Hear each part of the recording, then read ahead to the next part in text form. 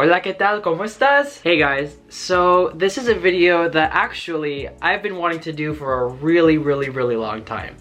I get this question asked all the time as to what is your ethnicity? What is your cultural heritage? Where are you from? People are like, what are you? And it's funny because I pretty much, a lot of times I have fun with it. I'm just like, guess, like where do you think I'm from? And some of the answers are really funny. So when I tell people to guess what my ethnicity is, I've gotten Filipino, Indonesian, Malaysian, Mexican, Colombian, Peruvian, Hawaiian.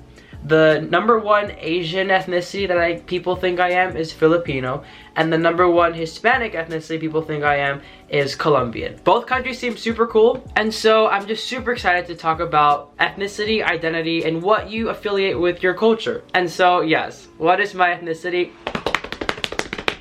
I am Vietnamese Cuban. So if you briefly watched, there's a really old video where I said it, but yes, I'm saying it again now. I am Vietnamese Cuban, and I am a super proud Vietnamese Cuban. And so yes, I'm Vietnamese Cuban, but I'm Vietnamese Cuban that was raised in the US. But that's also an exception because I was raised in Miami, which is like the most non-American city you can have, which is like people say it's the unofficial capital of Latin America. Miami. Oye, dale, bro. Honestly, I can't talk about Miami really right now because there's so many different slang words and jokes and Hispanic references about Miami that deserves its own video. Being Vietnamese Cuban is funny because I feel like I'm literally an outcome of worldwide issues and history. There was a lot of tension between the United States and Russia, which was the Soviet Union.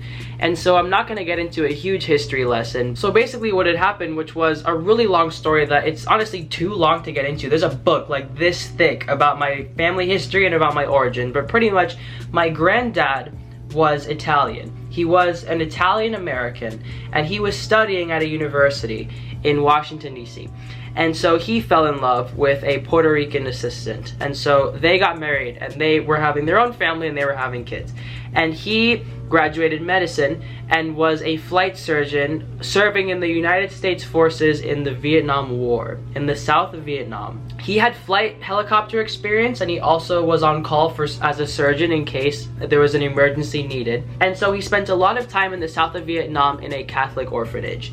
And one day, during all the hectic chaos of what was the Vietnam War, a very tragic and very difficult event that even when I read about it in history, it was hard for me to stomach what had happened.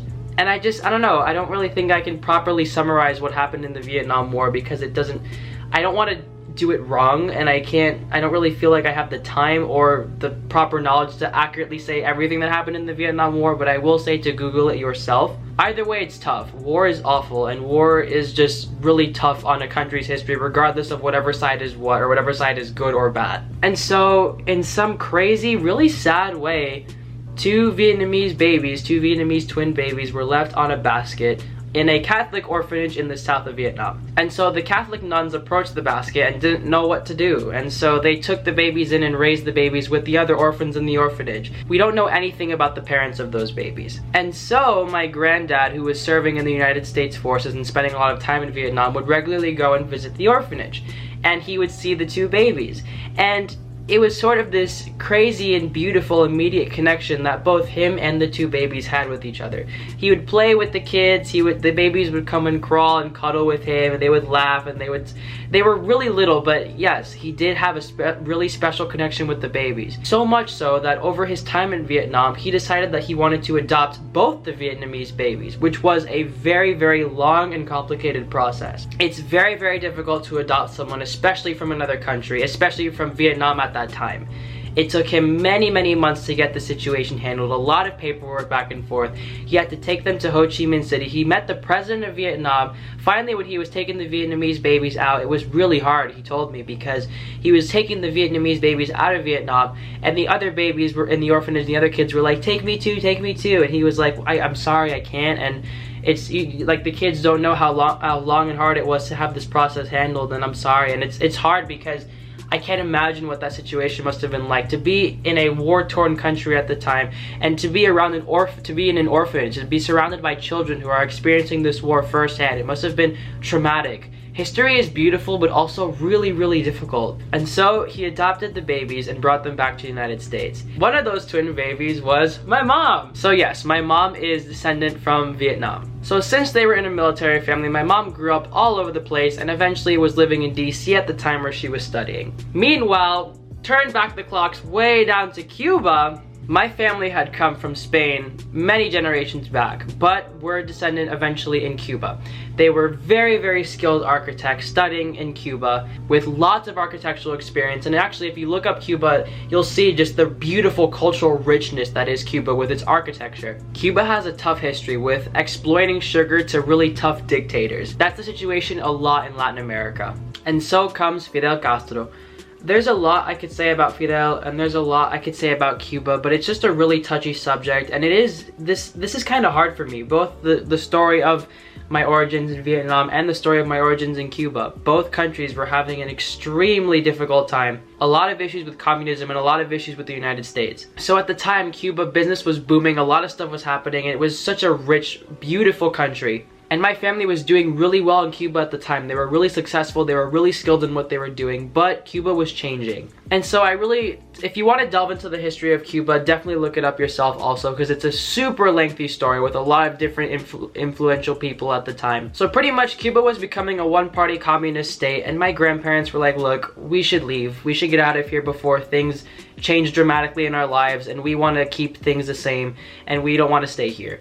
So pretty much my grandparents took really not much. They didn't have a choice. They weren't allowed to bring that much that they had to leave so much behind in Cuba, and they went to Miami. And so that's what's kind of a beautiful thing, is that so much of the Cuban culture merged to Miami, and that's what founded Miami. That's what the basis of Miami is. Miami is such a hub for Latin America, and it's such a Hispanic city, majorly because so much of the Cuban influence. My grandparents were living 15-20 people in an apartment that was meant for 1 or 2 people. And so one thing you can never take away from someone is their knowledge. Knowledge really is power, and they knew the skills that it took to be an architect. And so they worked really hard and made a really great architecture business. And things were going great. And then in some crazy way at a party, my dad met my mom. So growing up Vietnamese Cuban was really weird, because also I think I can look at myself and I can see a lot of different features that I can tell I'm a mix of different cultures. I can see that, like, I can tell I have the Asian eyes, I can tell I have the pelo chino, I have the thin Asian hair. I was called Chinito, I was called Chino for a while in a Cuban family. It was weird. Being an Asian Hispanic is very strange, because a lot of issues I faced in school was like, it was really hard. I wasn't really bullied, it was teasing, it was just joking around, but it was kind of weird for me to stomach it when I would stop and think. I was called napalm a lot. That was really weird for me to think about. Just everything about Vietnam not really makes me uncomfortable, but just makes me sad, because I am a product of the situation between both Vietnam and Cuba, but when I stop and think, it does make me sad about so much that was left behind in both countries. A lot of times I also felt like I was never enough. I was never Asian enough, and I was never Hispanic enough. I also went through a period of Hispanic denial, because I guess I look more Asian than I do Hispanic in a lot of ways. So a lot of times I did feel more Asian, and a lot of times, especially being in Miami and surrounded by so many Hispanics, I went through a period of Hispanic denial. I didn't really feel comfortable being Hispanic, and I kind of dissociated from so much of that culture. English is my first language, also because my mom is Vietnamese, my mom is not Hispanic. And so I was kind of grown up with half and half. And especially in Miami, it's so common to grow up with Spanglish. Quiero ir a almorzar, pero no hay parking. Abuela, mira esa foto en Facebook. Voy a rentar una película. Rentar is not a word. I grew up thinking rentar was a word. It's not. It's not. Can I have a conversation in Spanish?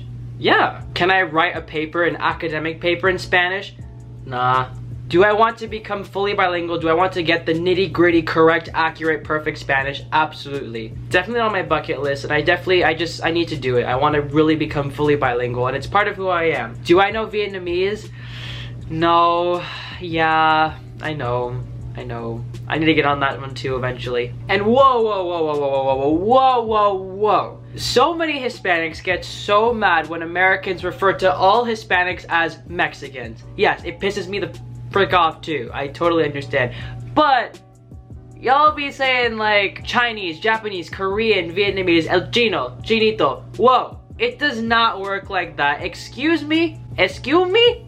Being Vietnamese Cuban, it's also funny because some days I just feel really Vietnamese. I'm just like, oh, I just like, give me a pho. I want like a pho with like hoisin sauce up in there, like get some bean sprouts on there, some onions, let's get some basil up in there, let's get some shrimp sumai and summer rolls. Ah! Asian food is phenomenal. It's so good, and Vietnamese food is good for the soul. Literally, pho, the soup, one of the most famous dishes in Vietnam. One of the things that I love so much, one of the most popular dishes. It just like soothes your throat. Like you just feel it going down your body. It's so warm and nourishing and delicious and earthy. Vietnamese food is very, very earthy. A lot of delicious sauces. It's very, sometimes a little bit salty, also a little bit sweet, and just the perfect balance of chewy and warm, and it's so good and so earthy and green, and I love it so much. Other times, I feel my blood like running with croquetas, with cafecitos, with café con leche, with pan con bistec, medianoche. Medianoche is,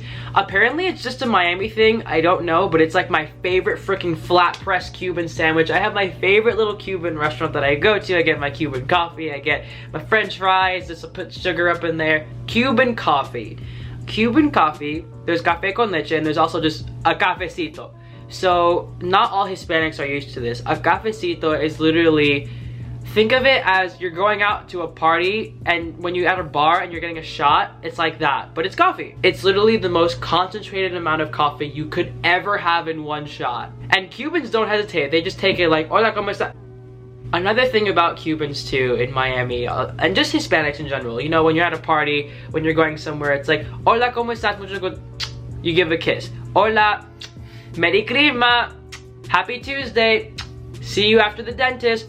Cuban culture is so beautiful. And the thing about Cuban culture, the thing about Hispanic culture, and just all of Latin America is that there's not, when people say you don't look Hispanic, I'm like, bruh, what? What does it mean for someone to look Hispanic? There's such a mixture of European colonialism with African influence and also the native indigenous tribes. Pretty much depending on each country, there's a larger or lesser population of European immigration, native indigenous population, or African migration too. Some countries are more indigenous than others, some countries are more European than others. Cuba is interesting because there's a large European and African population. As the native indigenous population, a lot of them died from disease. So Cubans come in all shapes and sizes. So yes, I'm Cuban, my friend who's super dark skinned is Cuban, my friend who's really light skinned is Cuban. You don't share the look, you share the culture. And that's how it should be for all countries. We shouldn't share the look, we should share the culture, everyone.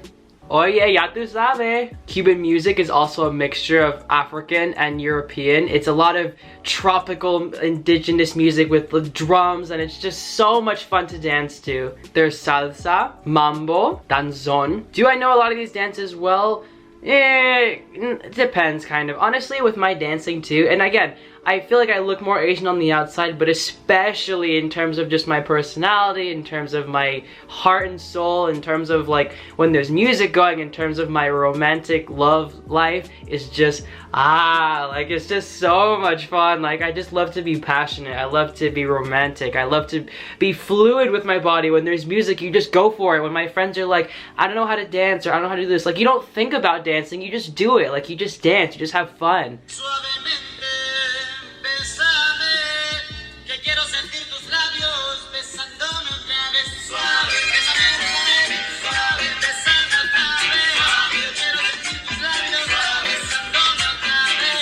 And then you'll see everybody dancing. Other Cuban things, Nochebuena.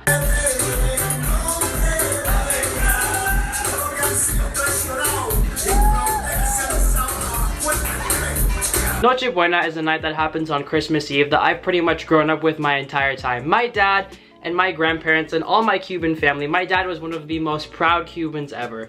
And so Nochebuena is a night where you roast a pig. That's another thing about Cubans. It's always a pig roast, whether it's Nochebuena, whether it's Easter, or whether it's Wednesday. It's a night where all the family gets together. We also have flan. Flan is delicious dessert. It's so good. A lot of pig. There's just so much pig in Cuban food. Nochebuena is great. But Noche Buena is also a crazy freaking disaster in which your grandparents won't show up because your cousin's girlfriend's acting like a pata sucia, or your uncle didn't show up at mass one time, or your divorced cousin of this doesn't like this other nephew of your uncle, and you're caught in this blood feud and everyone's talking crap about each other and blah blah blah blah blah. Yo no quiero blah blah blah blah.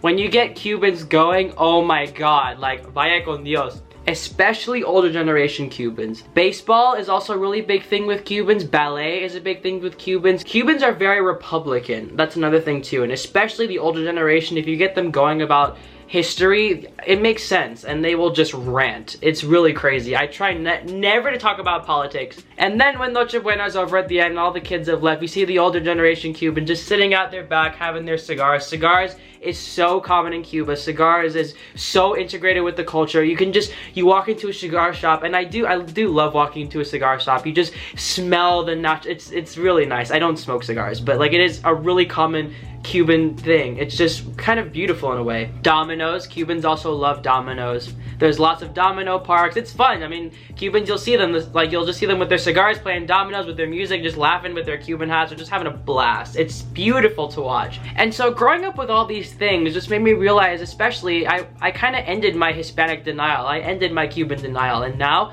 I am just like so proud Vietnamese Cuban. I've never been more proud in my entire life. I love implementing both aspects of both cultures in my life. I love eating foods of both countries, and I do eventually want to go to both countries. Vietnam, a country that's really far away that I would love to travel to, and Cuba, a country that's so close but is another world away from the United States. It's insane. It's almost like Cuba's been frozen in time. Also, being Asian Hispanic, duh, it's just like double the rice. Hello? So for anyone that is Asian Hispanic, for anyone that is a mix, for anyone that is a blend of different cultures, you're not alone.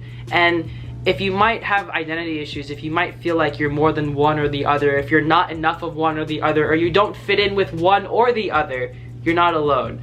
And instead of trying to fit in, stand out, because you're beautiful and you're cool, and it's cool to be a mix, and you should embrace bits of both cultures because that's who you are. And in the end, I am Vietnamese and I am Cuban, and I'm kind of all over the place. I was raised in a really Hispanic American city, and with America, it's crazy also because my accent is not an Asian accent or a Hispanic accent, although a couple times people have said I have a Miami accent, but I can't really tell. I don't know. I think I just have a kind of that generic American accent, but I don't know. English was my first language. Creo que yo no hablo español como un gringo. Like, you know, like a gringo is like, hola, no comprende español. Like, I'd like to say I don't speak like that.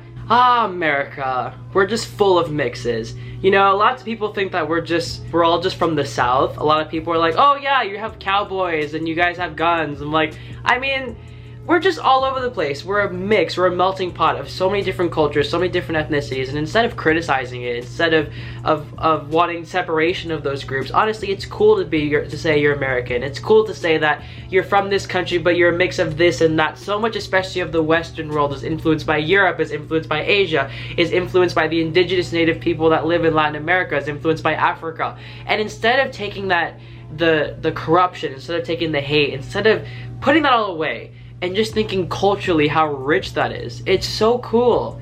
And in the end of the day, no matter what your political affiliation, your sexual orientation, your religious beliefs, when the national anthem plays, all of us put our hand on our heart and we're all just so proud to be an American. We're proud to be in the land of the free, the home of the brave, America! Because we're the best freaking country in the world, except for like so many things that we're not.